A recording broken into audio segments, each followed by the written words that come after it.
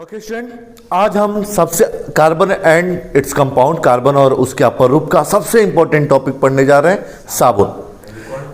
Yes, हर साल यह question आता है 5 नंबर में, हर साल आता है, अथवा में आएगा लेकिन आएगा।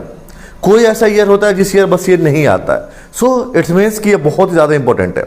चलिए शुरू करते हैं। तो यह जितना ही आता है इट्स स्लाइटली कॉम्प्लिकेटेड, लेकिन अगर अच्छे से समझा जाए तो कुछ कॉम्प्लिकेशन है नहीं। तो मैं लोअर लेवल से आ रहा हूं। अगर मैं आपसे यह कहूं कि C6H13OH लगाया, राइट, तो यहां पे आप यह चीज समझ सकते हैं, OH जो इसका है यह इसका क्या है, फंक्शनल ग्रुप है। ओके, और साबुन भी एक तरह का हाइड्रोकार्बन का फंक्शनल ग्रुप है, यानी हाइड्रोकार्बन होगा, कुछ ना कुछ फंक्शनल ग्रुप लगा होगा। क्या लगा होगा अभी नहीं पता। फिलहाल इसकी बात करें, C6H13OH, इसको क्या नाम दे सकते हैं बाबू?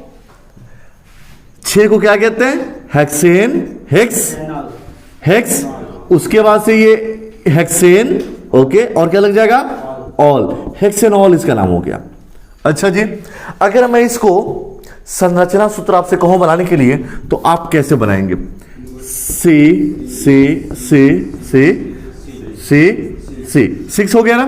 अब आगे आप इसको ऐड करते जाएंगे, राइट, लास्ट में OH लगाएंगे। बाकी सब जगह ये अंडरस्टूड है, क्या लगा हुआ है? H लगा हुआ है। ओके, अगर मैं C15 कहूं तो कितना लगेगा? लगभग यहां से जाएगा ना। तो इसको हम इजी करने के लिए दूसरा तरीका, अगर आपकी इजाजत हो तो C 2 2 4 2 6 हो गया। अब मैं यहीं पे इसको मैंने लंबा ना करके छोटा कर दिया। क्यों छोटा किया? ताकि जगह कम ले। सीधा की जगह बस वही मुड़ गया, बाकी बॉन्ड में कोई दिक्कत नहीं है। अब हम बार बार H के लिए हम ये देते नहीं है। आप अंडरस्टूड हो, आप इतने मैच्योर हो चुके हैं कि आपको पता है कि कार्बन के 2 बॉन्ड बन चुके हैं, 2 और लगने का है, तो आप हाइड्रोजन नहीं लिखिए। अब आपको अंडरस्टूड है ना। अच्छा, अगर मैं इससे भी शॉर्ट करना चाहूं तो अगर मैं ये नाम दे दूं बाबू, यहां पे OH लगा दूं, ये क्या नाम है? क्या है ये? वही है, हेक्सेनॉल है। कैसे? आपको भी सोचना है कि अच्छा ये हर कोने पे एक C लगा हुआ है, ये आपको एज्यूम कर लेना है। नहीं, अभी यहां पे ये C है, ठीक है ना, फिर आगे में ये OH लगेगा। ये हर कोना आपको क्या एज्यूम है? C लगा हुआ है। तो अगर मैं कार्बन नहीं देता हूं तो क्या आप समझ सकते हैं ये क्या है? समझ गया ना। यानी 1 2 3 4 5 6 कार्बन का कोई चीज हाइड्रोकार्बन है ना। ऐसे ही एथेनोइक अम्ल एक फंक्शनल ग्रुप होता है, उसमें एक सोडियम पामीटेट होता है। क्या होता है? सोडियम पामीटेट, जिसका फॉर्मूला होता है C15H। कितना होगा बाबू? फंक्शनल ग्रुप के साथ हाइड्रो, हाँ जी, वेरी गुड, 31, जस्ट डबल +1 है ना, पढ़ चुके हैं। अगर एल्केन रहेगा तो डबल +2, एल्कीन होगा तो जस्ट डबल, और एल्काइन होगा तो डबल -2। Very good. और फंक्शनल ग्रुप है तो डबल +1, यानी कि C15H31 प्लस कोई एक फंक्शनल ग्रुप होगा। तो अभी जो हमारा फंक्शनल ग्रुप होगा वो COONA, सोडियम। यह फंक्शनल ग्रुप है एथेनोइक अम्ल का। ठीक है जी, है नहीं है? यहां तक तो कोई दिक्कत नहीं है। अब आपसे मैंने कहा कि इसका फंक्शनल ग्रुप बना दीजिए, सॉरी फंक्शनल नहीं, इसको आप संरचना बनाइए। तो C15 आपको यहां से वहां तक लिखना पड़ेगा। अगर आपकी इजाजत हो तो मैं सिर्फ ऐसे डिजाइन कर दूं क्या? 1 2 3 4 5 6 7 8 9 10 11 12 13 14 15 लिख सकते हैं क्या? पक्का इजाजत है? तो अब आपको ये खुद समझना है कि यहां पे क्या लगा हुआ है, सी, और H कितना होगा यहां पे, 2 होगा, हर जगह CH2 लगा हुआ है, ये आपको सोच लेना है। अच्छा, यहां तक तो कोई दिक्कत नहीं ना। ये क्या लग रहा है आपको, ये तो एक कीड़ा जैसा लग रहा है ना। अगर इसको मैं कहूं ये मुंडी है तो ये कीड़ा बन गया क्या, इंसेक्ट्स बन गया। यही है साबुन का रूप। सर जी क्या बता दिए, पता नहीं, आइए देखते। दिस इज, इसको हम टेल कहते हैं, कीड़े की पूंछ की तरह दिख रहा है, तो इसको पूंछ कह दिए, इसको क्या कह देंगे, हेड। सर ये आप कीड़ा के बारे में बताने लगे। जी हाँ, यह इसको एक इंसेक्ट के रूप में, ये साबुन का, ये एक साबुन का एक मिशेल है। मिशेल क्या है हम आगे बता रहे हैं, ठीक है जी, यहां तक कोई दिक्कत नहीं। ओके, अब बात करते हैं कि व्हाट इज डर्ट। साबुन का इस्तेमाल किस लिए काम करते हैं, कपड़े को धुलने के लिए, नहाने के लिए, कपड़े धुलने के लिए। फिलहाल हम कपड़े धुलने के बारे में बात करते हैं, फिर नहाने के बारे में आएंगे, सही समझ में आएगा। तो इस पे मिट्टी लग जाती है, तो मिट्टी तो नॉर्मल पानी से छूट जाता, लेकिन नॉर्मल पानी से नहीं छूटता है। क्यों, क्योंकि बाहर से धूल आया और आपकी स्किन से क्या निकलता है, ऑयल निकलता है, तेल निकलता है। मानते हैं इस बात को? आप कभी ज्यादा देर के बाद से ऐसे नाक पे करिएगा, देखिएगा पूरा यहाँ पे चिकना चिकना हो जाता है, नाक से ज्यादा ऑयल आता है, बॉडी के हर पार्ट से तेल आता है, ठीक है। ओके, तो आपके कपड़े पे ऊपर से आया डर्ट और अंदर से लग गया ऑयल, ठीक है ना। तो ऑयली डस्ट बन जाता है आपके कपड़े के ऊपर, जो नॉर्मल पानी से नहीं धुल सकता है, कपड़ा नहीं साफ हो सकता है ना। ओके, अब हमें क्या करना चाहिए, अब इससे आगे पढ़ने के लिए 2 टर्म आपको सीखना पड़ेगा, हाइड्रोफोबिक और हाइड्रोफिलिक। बता दें,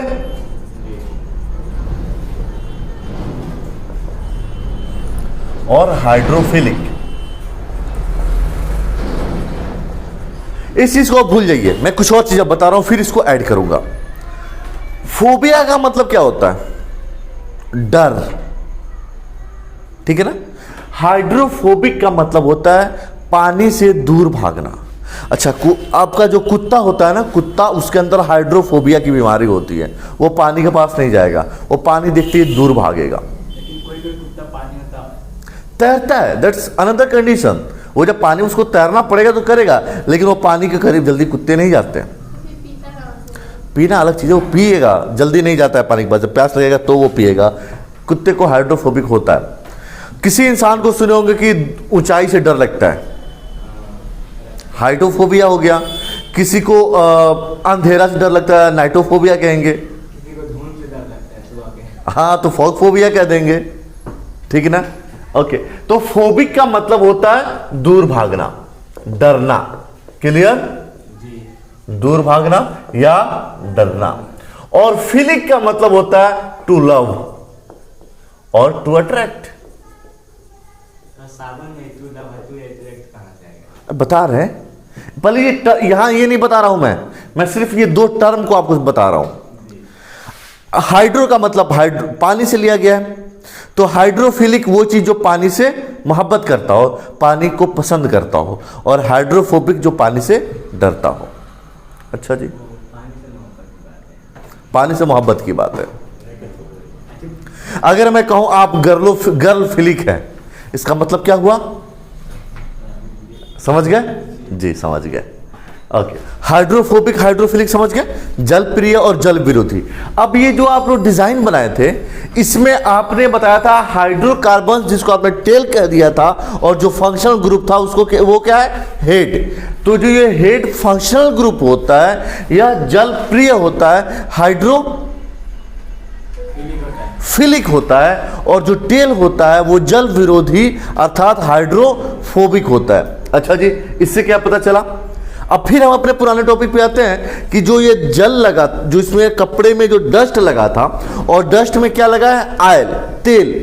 तेल क्या होता है बाबू, हाइड्रोफोबिक या हाइड्रोफिलिक? फोबिक होता है। आप पानी में तेल डालिएगा, मिलेगा नहीं, वो अपना अलग बना के रखेगा, उससे डरता है वो। तो पानी भी तेल से डरता है, पानी तेल के पास नहीं जाएगा। आप तेल के गैलन में थोड़ा सा पानी डाल दीजिए, कभी नहीं घुलेगा, वो ऊपर ही रहेगा। तो यही वजह है कि नॉर्मल पानी से उस तेल को हम छोड़ा ही नहीं सकते हैं, क्योंकि पानी उसको नहीं घोला पाता है, राइट। तो लेकिन यह सॉरी मैं स्पेलिंग गलत लिखा हूं, हाइड्रोफोबिक, ओके, यह हाइड्रोफिलिक जल प्रिय और यह जल विरोधी। अब आपके कपड़े पे, यहां पे आइए, यह डस्ट है, क्या है बाबू? डस्ट है, गंदगी है। इस गंदगी के अंदर क्या मिला है? डस्ट और डस्ट प्लस आयल, ओके। यानी कि यह कैसा है? जल विरोधी है ना। तेल जल विरोधी होता है ना, हाइड्रोफोबिक, ओके। और यह भी है हाइड्रोफोबिक, जल विरोधी। तो जल दुश्मन, दो दुश्मन आपस में क्या होते हैं? दोस्त होते हैं। तो इस डस्ट को दोस्ती हो जाएगा इसके तेल से, ठीक है। दूसरा साबुन का जो कर गया उसका भी यह अपने आप से दोस्ती कर लेगा। और यह जो चीज होगा, जो हेड होगा, यह बाहर की तरफ होगा, जल प्रिय या पानी से घुलना चाहेगा। Is that clear? तो ऐसे ही चारों तरफ से बन जाएगा। आपको एग्जाम में भी यही बनाना होगा, मैं फिर बताऊंगा एग्जाम में कैसे लिखना है।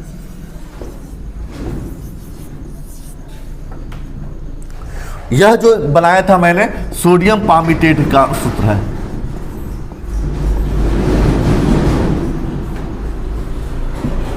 ठीक है।